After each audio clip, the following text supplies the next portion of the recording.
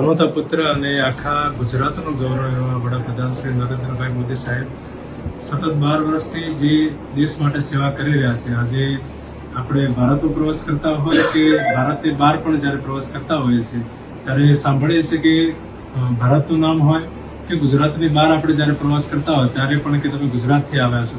એટલું બધું મહત્વ આપણા ગુજરાતનું પણ આખા દેશમાં એમને વધાર્યું છે. સતત 12 વર્ષથી યાત્રાધામોના કામ હોય, સમાજ ઉત્થાનના કાર્યો હોય, સમાજને કેવી રીતે આગળ લઈ જાઓ એના માટે કાર્ય હોય, સતત દિવસ અને રાત મહેનત કરીને આખું એમનું જીવન જોઈએ તો આખું સંન્યાસી જેવું જીવન, અને સંન્યાસી જીવનની અંદર પણ એમની દિનચર્યા જે છે આખી જે સંતો જે દિનચર્યા જીવતા હોય છે એવી જ દિનચર્યા એમની પણ છે, અને ખૂબ સારી રીતે સમાજનું નામ રોશન કરી રહ્યા છે, દેશનું નામ રોશન કરી રહ્યા છે, અને અમને બધાને ગૌરવ છે.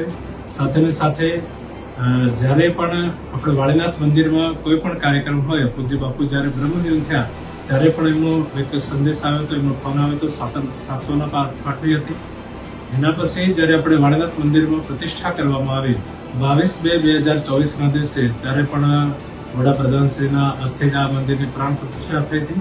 લાખોની મેદનીમાં એ ટાઈમે પણ સમાજ અહીંયા જોડાયો હતો, બધા સેવકો જોડાયા હતા, અને ખૂબ સરસ મજાનો કાર્યક્રમ પણ થયો હતો. અને આજે જ્યારે 12 વર્ષ પૂર્ણ કરીને આગળ એમના ખૂબ સારી રીતે એવા આગળ વધે એવી વાળીનાથ ભગવાનને હું પ્રાર્થના કરું છું.